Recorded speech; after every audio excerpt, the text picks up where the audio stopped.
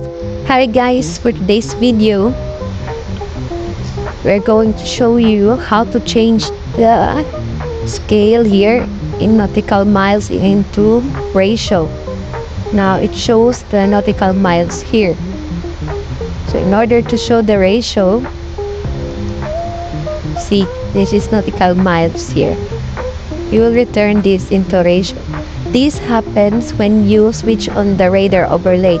As you can see, the radar overlay here is active.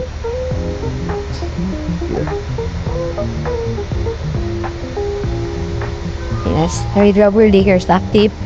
You can press this to clear the radar overlay. Then, as you can see, now it returns to its compilation scale. You can choose now the compilation scale.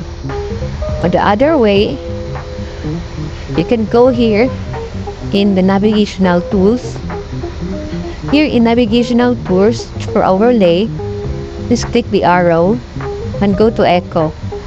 You can switch off the radar overlay. Now if I switch on, you notice this one, if I switch on, it will turn back into nautical miles here.